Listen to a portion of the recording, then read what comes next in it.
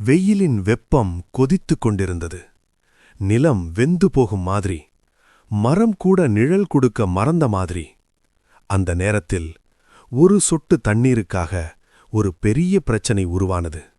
அரசர் தாகமாக இருந்தார். அரண்மனை முழுக்க பதட்டம். ஆனா தெனாலிராமன் மட்டும் அமைதியாக இருந்தார். ஏன் தெரியுமா?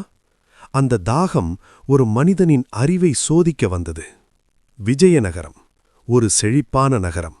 ஆனா அந்த நாள் வெயில் கொடுமை உச்சத்தில் இருந்தது. சாலைகள் வெந்து போனது. மக்கள் தண்ணீர் தேடி அலைய ஆரம்பித்தார்கள். கிணறுகள் உலர ஆரம்பித்தது. நதிகள் மெல்ல குறைந்தது. அந்த வெயில் ஒரு சாதாரண வெயில் இல்லை. அது ஒரு சோதனை. அரண்மனையில் அரசர் அமர்ந்திருந்தார். அவரின் முகத்தில் சோர்வு. தண்ணீர் கொண்டு வா. அமைச்சர்கள் உடனே ஓடினார்கள். ஆனா எங்கும் தண்ணீர் கிடைக்கவில்லை. ஒருவர் வந்து சொன்னார், அரசே, கிணறுகளெல்லாம் வற்றிப் போய்விட்டது. அரசர் கோபமடைந்தார். ஒரு ராஜ்யத்துல தண்ணீர் இல்லையா? அரண்மனை முழுக்க பதட்டம். அமைச்சர்கள் ஒருவரை ஒருவர் பார்த்தார்கள். இப்ப என்ன பண்ணலாம்? ஒருவர் பயத்துடன் சொன்னார், அரசருக்கு உடனே தண்ணீர் தேவை. ஆனா யாருக்கும் சொல்யூஷன் தெரியவில்லை. அந்த நேரத்தில் தெனாலிராமன் அமைதியாக நின்றார். அவர் முகத்தில் சிரிப்பு. அரசே, நான் ஒரு வழி கண்டுபிடிக்கிறேன். அனைவரும் அவரை பார்த்தார்கள். இப்ப இந்த வெயிலில் எங்க தண்ணீர் கிடைக்கும்? தெனாலி மெதுவாக சிரித்தார். தெனாலிராமன் வெளியே சென்றார். வெயில் அவரை தாக்கியது. ஆனா அவர் கவலைப்படவில்லை. அவர் சுற்றி பார்த்தார். மக்கள் தண்ணீர் இல்லாமல் தவித்தார்கள். ஒரு குழந்தை அழுது கொண்டிருந்தது. அம்மா, தண்ணீர்! அந்த காட்சி தெனாலியின் மனதை தொட்டந்தது. தெனாலி நின்றார். இது தண்ணீர் பிரச்சனை இல்லை. இது அறிவு சோதனை. அவர் சுற்றி பார்த்தார். ஒரு சிறிய வீடு, அதன் பக்கத்தில் ஒரு பெரிய மண்பானை. அவர் அருகில் சென்றார். பானையின் உள்ளே பார்த்தார். அதில் கொஞ்சம் தண்ணீர் இருந்தது. ஆனா அதை எடுக்க முடியவில்லை. தெனாலி சிரித்தார். இதுதான் ஆன்சர். அவர் சிறிய கற்களை எடுத்தார். ஒன்றாக ஒன்றாக பானைக்குள் போட்டார். தண்ணீர் மெதுவாக மேலே வந்தது. அவர் அமைதியாக காத்திருந்தார். இது வேகமான சொல்யூஷன் இல்லை. ஆனா சரியான சொல்யூஷன். தெனாலி தண்ணீரை எடுத்தார். அதை அரண்மனைக்கு கொண்டு வந்தார். அரசே, தண்ணீர்! அவர் குடித்தார். அவர் முகத்தில் அமைதி திரும்பியது. அமைச்சர்கள் அதிர்ச்சியடைந்தார்கள். இந்த வெயிலில் நீங்க எங்க தண்ணீர் கண்டுபிடிச்சீங்க? தெனாலி சிரித்தார். தண்ணீர் இல்லாதது பிரச்சனை இல்லை. அதை எடுக்கத் தெரியாததுதான் பிரச்சனை. அனைவரும் அமைதியாக நின்றார்கள். விஜயநகரத்தில் ஒரு நாள் அரசர் கோபமாக எழுந்தார். நம்ம நாட்டிலேயே புத்திசாலிகள் குறைந்து போயிட்டாங்க. அனைத்து அமைச்சர்களும் அதிர்ச்சியடைந்தார்கள். அரசர் தொடர்ந்தார். நாளைக்கு முன் இந்த மன்றத்தில் யாராவது உண்மையான அறிவை நிரூபிக்கணும். அல்லாட்டி இந்த மன்றம் தேவையில்லை. அனைவரும் பதட்டம். ஆனா ஒரே ஒரு மனிதன் மட்டும் சிரித்தான். தெனாலிராமன். அடுத்த நாள் மன்றம் முழுக்க ஒரு சோதனை ஆரம்பமானது. அரசர் ஒரு பெரிய பெட்டி வைத்தார். இந்த பெட்டிக்குள்ள என்ன இருக்கு தெரியாம அதை கண்டுபிடிக்கணும். கேள்வி கேட்கலாம். ஆனா நான் ஆம் அல்லது இல்லை மட்டும்தான் சொல்வேன். அமைச்சர்கள் கான்ஃபிடென்ட்டா இருந்தார்கள். ஒருவன் கேட்டான், அது ஒரு உயிருள்ளதா? இல்லை. மற்றொருவன், அது பொன்னா? இல்லை. இப்படி கேள்விகள். ஆனா யாருக்கும் ஆன்சர் கிடைக்கல. ஒரு அமைச்சர் போல்டா சொன்னான், அது ஒரு கல். தவறு. மற்றொருவன், அது ஒரு புத்தகம். தவறு. அரசர் சிரித்தார். நீங்க எல்லாரும் கெஸ் பண்ணுறீங்க. யாரும் யோசிக்கல. மன்றம் முழுக்க சைலன்ஸ். அந்த நேரத்தில் தெனாலிராமன் முன் வந்தார். அரசே, நான் ஆன்சர் சொல்லல. ஆனா ஒரு டெமான்ஸ்ட்ரேஷன் பண்ணலாமா? அரசர் ஆர்வமடைந்தார். சொல். தெனாலி ஒரு சிறிய குழந்தையை அழைத்தார். அவன் கையில் ஒரு காலி குடம் கொடுத்தார். இதுல என்ன இருக்கு என்று கேட்டார். குழந்தை சொன்னான், ஒண்ணும் இல்லை. தெனாலி சிரித்தார். அரசே, இதுதான் ஆன்சர். அனைவரும் குழப்பம். எப்படி? தெனாலி விளக்கினார். அந்த பெட்டிக்குள்ள எதுவும் இல்லை. ஆனா எல்லாரும் காம்ப்ளிகேட்டடா யோசிச்சிங்க. சிம்பிள் ஆன்சர் யாருக்கும் தோணல. அரசர் அதிர்ச்சி. அரசர் பெட்டியை திறந்தார். அது உண்மையிலேயே காலி. வாவ்! மன்றம் முழுக்க அதிர்ச்சி. அரசர் எழுந்தார். இதுதான் உண்மையான அறிவு. சிக்கலான பதிலல்ல, சரியான சிந்தனை. விஜயநகர அரண்மனையில் ஒரு நாள் ஒரு சிறிய ஆட்டுக்குட்டி ஒரு பெரிய பிரச்சனையை உருவாக்கும் என்று யாருக்கும் தெரியாது. அரசர் கோபமாக இருந்தார். அமைச்சர்கள் பதட்டமாக இருந்தார்கள். ஆனால் தெனாலிராமன் மட்டும் சிரித்துக் கொண்டிருந்தார். ஏன் தெரியுமா? அந்த ஆட்டுக்குட்டி ஒரு சாதாரண மிருகமில்ல. அது ஒருவரின் அகம்பாவத்தை உடைக்க வந்தது. விஜயநகரம் ஒரு செழிப்பான நகரம், அழகான அரண்மனை, அதிகாரமும் அறிவும் கலந்த இடம். ஒரு நாள் அரசர் அரியணையில் அமர்ந்திருந்தார். அவரின் முகத்தில் சிந்தனை. அவர் திடீரென கேட்டார், நம்ம நாட்டுல யார் அதிக புத்திசாலி? அமைச்சர்கள் ஒருவரை ஒருவர் பார்த்தார்கள். ஒருவர் சொன்னார், அரசே, அது தெனாலிராமன் தான். அரசர் சிரித்தார். அவரை நான் தெரியும், ஆனால் இன்னும் யாராவது இருக்கிறார்களா? அந்த நேரத்தில் ஒரு புதிய பண்டிதர் முன்னே வந்தார். அந்த பண்டிதர் உயரமாக, தன்னம்பிக்கை நிறைந்த முகம். அரசே, இந்த நாட்டில் என்னை விட புத்திசாலி யாரும் இல்லை. அரண்மனை முழுக்க சலசலப்பு. அரசர் சிரித்தார். சரி, அதை நிரூபிக்க முடியுமா? பண்டிதர், எந்த சோதனையும் வையுங்கள். அப்போது தெனாலிராமன் மெதுவாக முன்வந்தார். அரசே, ஒரு சிறிய சோதனை போதும். தெனாலிராமன் சொன்னார், இந்த ஆட்டுக்குட்டிய பாருங்க. ஒரு சிறிய வெள்ளை ஆட்டுக்குட்டி. அது அப்பாவியாக நின்றது.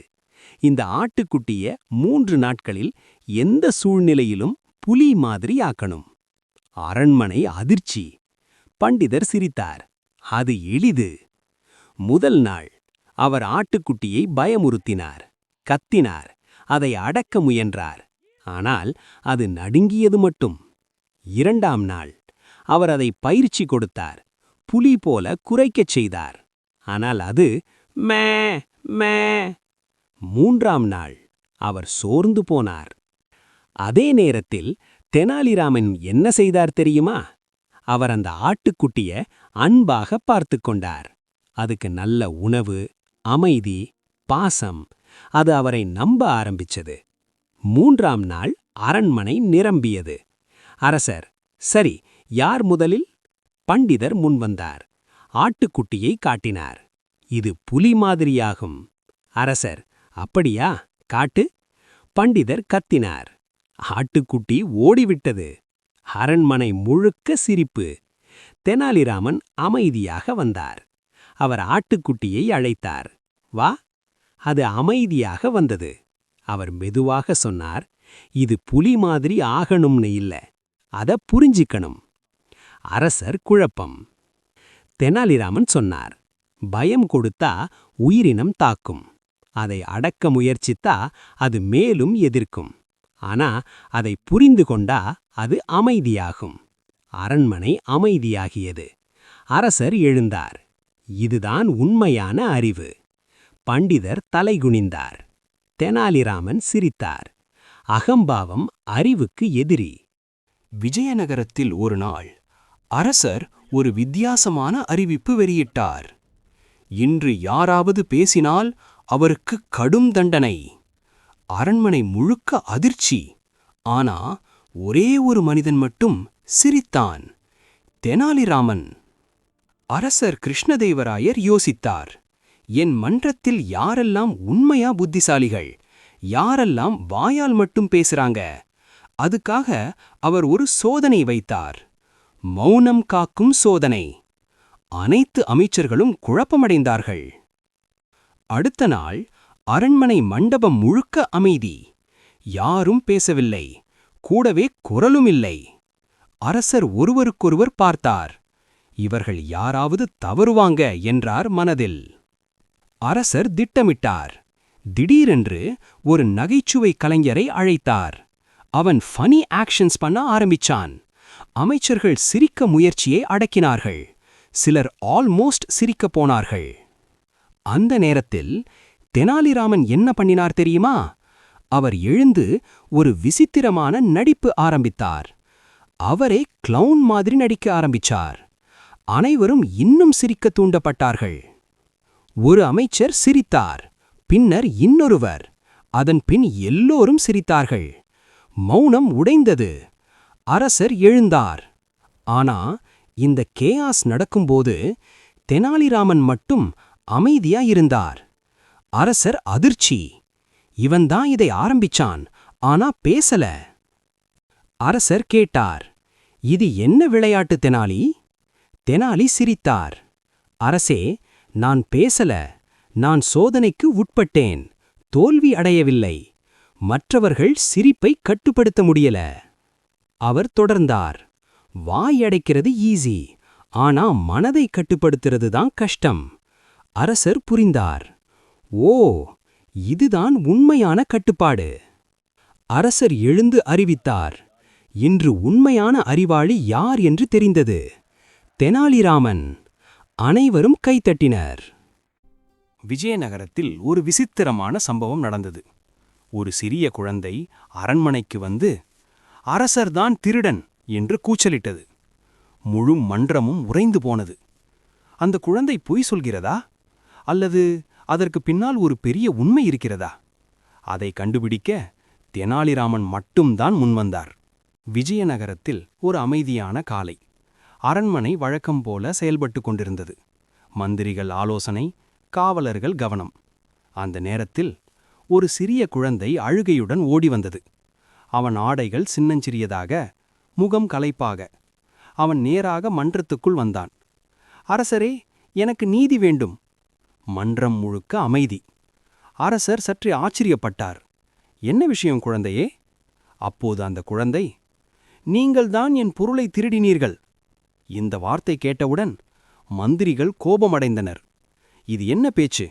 அரசரை குற்றம் சொல்றியா? காவலர்கள் குழந்தையை பிடிக்க முயன்றனர். ஆனா அரசர் கையை உயர்த்தி நிறுத்தினார். அவனை விடுங்க, அவன் பேசட்டும். அரசர் அமைதியாக கேட்டார். என்ன எடுத்தேன் நான்?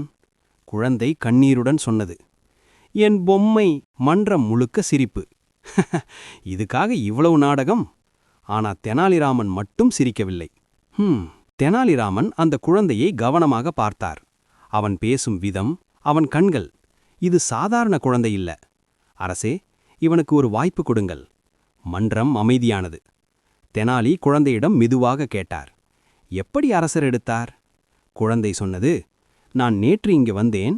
என் பொம்மையை இங்கே வைத்தேன். இன்று வந்தப்போ அது இல்ல. அதனால் அரசர் எடுத்திருக்கணும். தெனாலிராமன் சிரித்தார். சரி, இப்போ நாம உண்மையை கண்டுபிடிக்கலாம். அவர் மன்றத்தில் இருந்தவர்களை பார்த்தார். நேற்று யார் யார் இங்கே இருந்தார்கள்? ஒவ்வொருவரும் தங்கள் பதில் சொன்னார்கள். ஆனா ஒரு காவலர் மட்டும் சற்று பதட்டமாக இருந்தான்.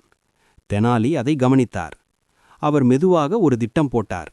அரசே, ஒரு சிறிய சோதனை செய்யலாமா?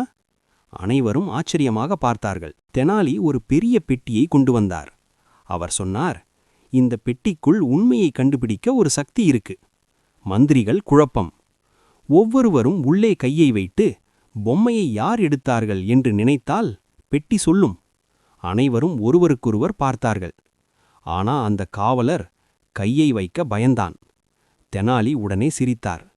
அரசே, திருடன் கிடைத்து விட்டான். காவலர் நடுங்கினான். மன்னிச்சிருங்க அரசே, நான் தான் எடுத்தேன். என் குழந்தைக்கு அந்த பொம்மை பிடிச்சிருக்கு. மன்றம் அமைதியானது. அரசர் கோபமடைந்தார். ஆனா தெனாலி சொன்னார், அவனை தண்டிக்கலாம். ஆனால் அவன் ஏன் எடுத்தான் என்பதையும் புரிந்து கொள்ள வேண்டும். அரசர் குழந்தையை பார்த்தார். உன் தைரியம்தான் உண்மையை வெளிச்சத்துக்கு கொண்டு வந்தது. காவலருக்கு சிறிய தண்டனை, ஆனா அவன் குடும்பத்துக்கு உதவி. தெனாலிராமன் சிரித்தார். சில நேரம் சிறிய குரலும் பெரிய உண்மையை சொல்லும். உண்மை பேச தைரியம் இருந்தால் நீதியும் வரும். ஒரு நாள் ஒரு ஊர் முழுக்க கோபமாக இருந்தது. ஒரு மனிதனை எதிர்த்து அல்ல, ஒரு பிரச்சனையை எதிர்த்து அல்ல, ஒரு அநியாயத்தை எதிர்த்து. அந்த ஊர் மக்கள் ஒரு முடிவை எடுத்தார்கள். இனி நாங்க இத தாங்க மாட்டோம். ஆனா அவர்களுக்கு ஒரு பிரச்சனை. யாரும் அவர்களை கேட்கவில்லை. அந்த நேரத்தில் தெனாலிராமன் அந்த ஊருக்குள் வந்தார். அவர் பார்த்த காட்சி அவரை சிரிக்க வைத்ததில்லை, அவரை யோசிக்க வைத்தது. விஜயநகரத்திற்கு அருகில் ஒரு சிறிய கிராமம். அந்த கிராமம் ஒரு காலத்தில் செழிப்பாக இருந்தது. பசுமை வயல்கள், நீரால் நிரம்பிய கிணறுகள், சந்தோஷமாக இருந்த மக்கள். ஆனா இப்போது அந்த கிராமம் மாறிவிட்டது. மக்களின் முகத்தில் சிரிப்பில்லை, அவர்களின் குரலில் நம்பிக்கையில்லை. அந்த ஊருக்கு ஒரு புதிய அதிகாரி வந்திருந்தான். கடுமையானவன், கருணை இல்லாதவன், அதிகாரத்தை தவறாக பயன்படுத்தும் மனிதன். அவன் ஒரு விதி போட்டான். இந்த ஊரில் உள்ள தண்ணீர் எல்லாம் அரசுக்குத்தான். மக்கள் அதிர்ச்சி அடைந்தார்கள். என்ன பண்றது? அவன் சொன்னான், நீங்க தண்ணீர் வாங்கணும், பணம் கொடுத்து. மக்கள் தண்ணீர் இல்லாமல் தவித்தார்கள். ஒரு வயதானவர் சொன்னார், நாங்க நம்ம ஊர்ல தண்ணீர் வாங்கி குடிக்கணுமா? ஒரு பெண் அழுதாள், என் குழந்தைக்கு தண்ணீர் கூட கிடைக்கல. மக்கள் கோபமடைந்தார்கள். ஆனா பயம் அவர்களை நிறுத்தியது. அந்த நேரத்தில் தெனாலிராமன் அந்த ஊருக்குள் வந்தார். அவர் சுற்றி பார்த்தார். வெறுமை, துயரம், கோபம். அவர் மெதுவாக கேட்டார், என்னாச்சிங்க?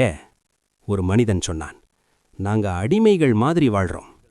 தெனாலி சிரிக்கவில்லை. அவர் சிந்தித்தார். இது தண்ணீர் பிரச்சனை அல்ல, இது அநியாயம். அதை சரி பண்ணணும். அவர் ஊர் மக்களை கூப்பிட்டார். நீங்க எல்லாரும் என்ன சொல்றேன்னு கேளுங்க. மக்கள் குழப்பம். நீங்க எங்களுக்கு ஹெல்ப் பண்ண முடியுமா? தெனாலி சிரித்தார். நான் மட்டுமில்ல, நீங்க எல்லாரும் சேர்ந்து முடியும்.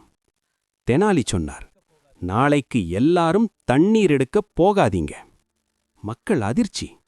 அப்போ நாங்க எப்படி வாழ்றது? நான் சொல்றத பண்ணுங்க. மறுநாள் ஒரு விசித்திரமான காட்சி. கிணறுகள் காலி. மக்கள் தண்ணீர் எடுக்கவில்லை. எல்லாரும் அமைதியாக இருந்தார்கள். அதிகாரி கோபமடைந்தான். என்ன நடக்குதுங்க? அவன் கேட்டான், ஏன் தண்ணீர் எடுக்கல? மக்கள் சொன்னார்கள், அது அரசுக்கே சொந்தந்தானே, நாங்க அதை தொட்டா சட்டவிரோதம். அதிகாரி குழம்பினான். நாட்கள் கடந்தது. அந்த அதிகாரிக்கு பிரச்சனை ஆரம்பித்தது. வரி வரவில்லை, மக்கள் வேலை செய்யவில்லை, ஊர் நின்றது. அவன் பயந்தான். இந்த செய்தி அரசருக்குச் சென்றது. அரசர் வந்தார். இங்க என்ன நடக்குது? மக்கள் உண்மையைச் சொன்னார்கள். அதிகாரி தலை குனிந்தான். அரசர் கோபமடைந்தார்.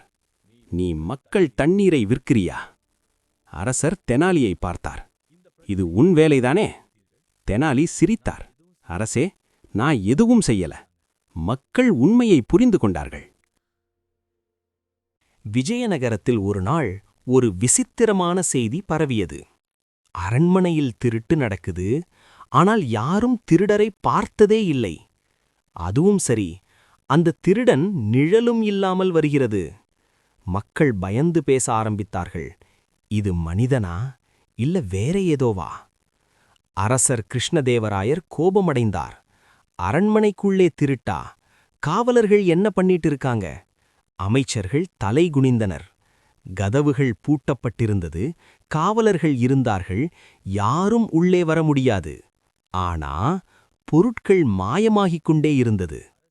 அந்த நேரத்தில் தெனாலிராமன் சிரித்தார். அரசே, இந்த திருடன் வலுவானவனில்லை, அதிக புத்திசாலி. அரசர், அப்படின்னா நீ கண்டுபிடிக்க முடியுமா? தெனாலி, ஒரு நாள் கொடுங்க. அடுத்த நாள் தெனாலி அரண்மனையை சுற்றி பார்த்தார். ஜன்னல்கள், கதவுகள், தரை, சுவர்கள் எதுவும் உடைக்கப்படவில்லை. ஃபுட்பிரிண்ட் இல்லை, சத்தமில்லை, சாட்சியமில்லை. அவர் மெதுவாக சொன்னார், இவன் வெளியிலிருந்து வரலை, இவன் உள்ளே இருக்கான். அனைவரும் அதிர்ச்சி. உள்ளேன்னா? தெனாலி, ஆம், இந்த மன்றத்திலேயே இருக்கான். அமைச்சர்கள் ஒருவரை ஒருவர் பார்த்தனர். தெனாலி ஒரு திட்டம் போட்டார். ஒரு அறை தயார் செய்யப்பட்டது. நடுவில் ஒரு பொன் பானை. அதை சுற்றி மென்மையான தூள். அவர் சொன்னார், இன்று இரவு யாரும் உள்ளே வரக்கூடாது. ஆனா நான் மட்டும் கவனிக்கிறேன். அந்த இரவு அமைதி. தெனாலி மறைந்திருந்தார். மெல்ல கதவு திறந்தது. யாருமில்லை. ஆனா பொன்பானை நகர்ந்தது. தெனாலி உடனே தீபம் ஏற்றினார். எதுவும் இல்லை. ஆனால் தரையில் சின்ன சின்ன காலடிச்சுவடு, ஒரு குழந்தை அளவுக்கு. குழந்தையா திருடன்? அடுத்த நாள் தெனாலி எல்லா குழந்தைகளையும் அழைத்தார். அவர் கவனித்தார். ஒரு குழந்தை மட்டும் மிகவும் அமைதியாக இருந்தது.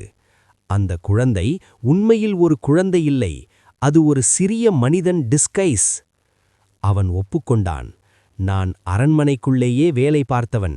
யாருக்கும் தெரியாமல் குழந்தை மாதிரி டிஸ்கைஸ் பண்ணினேன். நிழல் தெரியாமையிருக்க இருளில் மட்டும் வந்தேன். அரசர் அதிர்ச்சி. நம்ம கண்ணுக்குள்ளேயே திருட்டு நடந்துச்சா? தெனாலி சிரித்தார். அரசே, சில நேரம் ஆபத்து வெளியிலிருந்து வராது, உள்ளே இருந்து வரும். இந்த மாதிரி இன்னும் பல காமெடி கதைகள் பார்க்க டூன் அனிமே ஸ்டுடியோ சேனலுக்கு சப்ஸ்கிரைப் பண்ணுங்க. லைக், கமெண்ட் பண்ண மறக்காதீங்க.